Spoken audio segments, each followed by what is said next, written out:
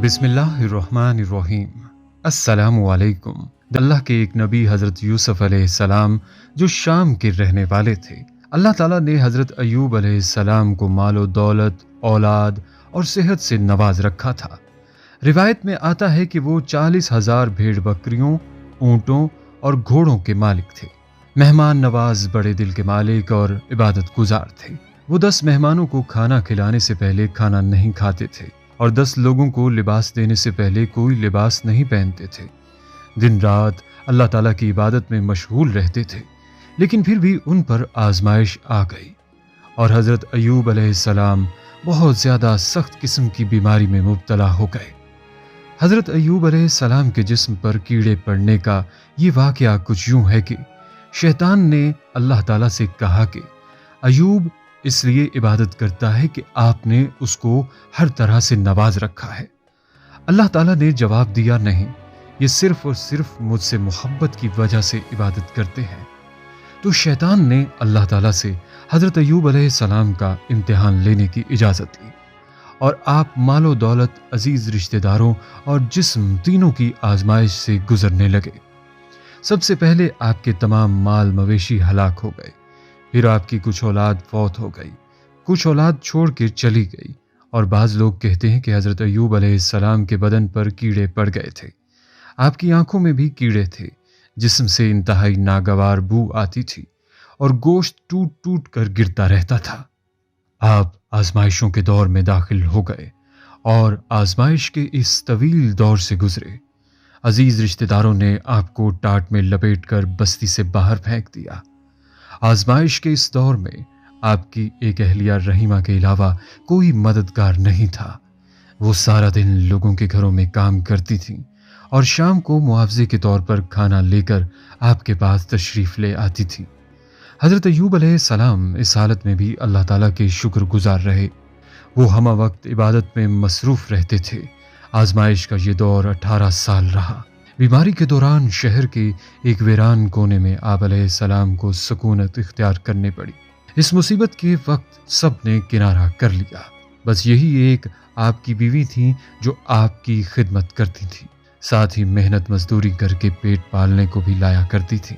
नबी करीम सल्लल्लाहु अलैहि वसल्लम ने सच फरमाया कि सबसे ज्यादा सख्त इम्तिहान नबियों का होता है, फिर साले लोगों का, फिर उनसे नीचे के दर्जे वालों का, फिर उनसे कम दर्जे वालों का।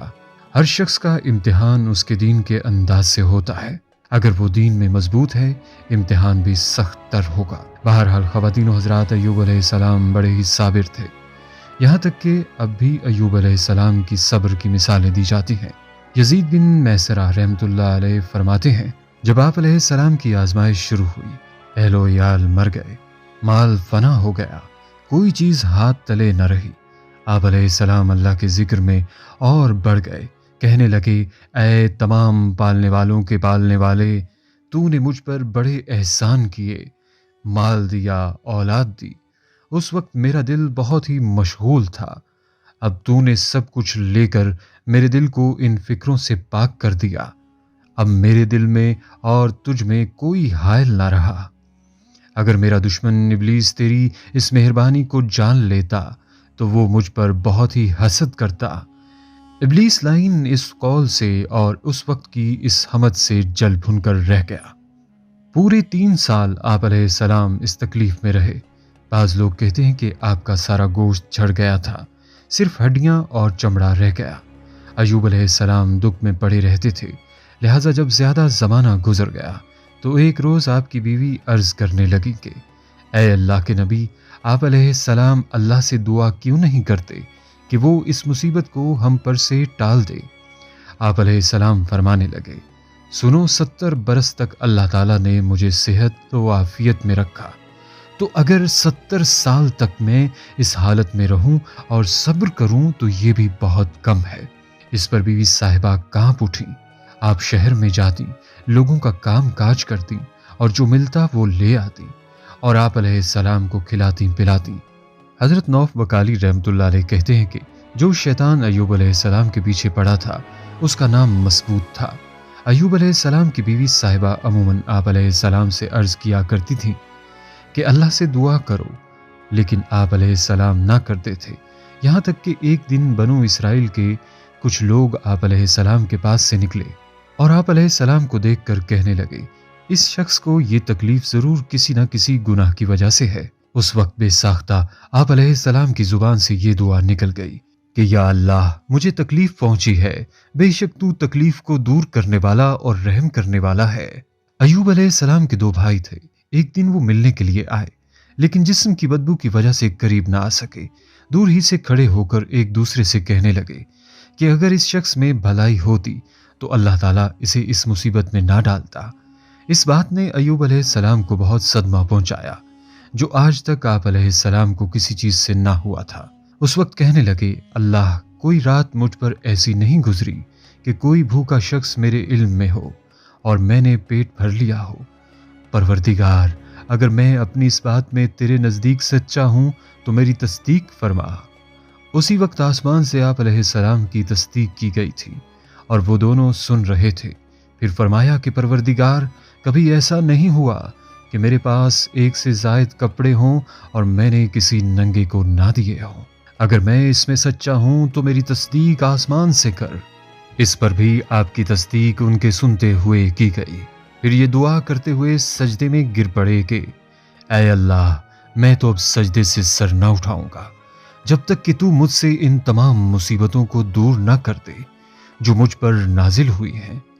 لہٰذا یہ دعا قبول ہوئی، اور اس سے پہلے کہ آپ علیہ السلام سر اٹھائیں، تمام تکلیفیں اور بیماریاں دور ہو گئیں جو آپ علیہ السلام پر اتری تھی۔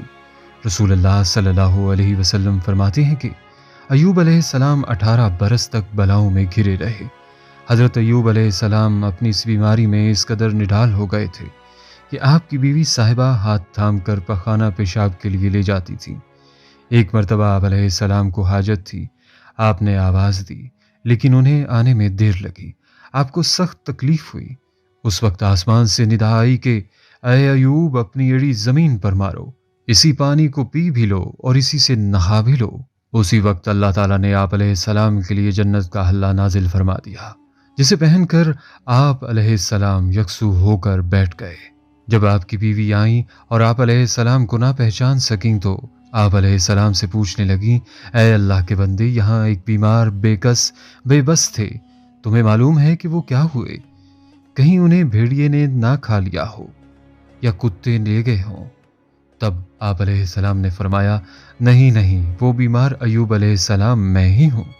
بیوی صاحبہ کہنے لگیں، اے شخص، تو مجھے دکھیاری عورت سے ہنسی کر رہا ہے اور مجھے بنا رہا ہے؟ آپ علیہ السلام نے فرمایا، نہیں نہیں، مجھے اللہ نے شفا دی ہے، اور یہ رنگ و روپ بھی۔ آپ علیہ السلام کا مال آپ کو واپس دیا گیا اور فرمایا گیا کہ قربانی کرو اور استغفار کرو۔ اور ایک روایت میں ہے کہ جب اللہ تعالیٰ نے ایوب علیہ السلام کو عافیت عطا فرمائی، آسمان سے سونے کی ٹڈیاں ان پر برسائیں، جنہیں لے کر آپ علیہ السلام نے اپنے کپڑے میں جمع کرنی شروع کر دی۔ تو آواز دی گئی کہ اے ایوب، کیا تو اب تک آسودہ نہیں ہوا؟ آپ علیہ السلام نے جواب دیا کہ اے میرے پروردگار، تیری رحمت سے آسودہ کون ہو سکتا ہے؟ پھر اللہ فرماتا ہے، ہم نے اسے اس کے اہل عطا فرمائے، بس آخرت کا اجر اور دنیا کا بدلہ دونوں آپ علیہ السلام کو ملا۔ یہ سب کچھ ہماری رحمت کا ظہور تھا اور ہم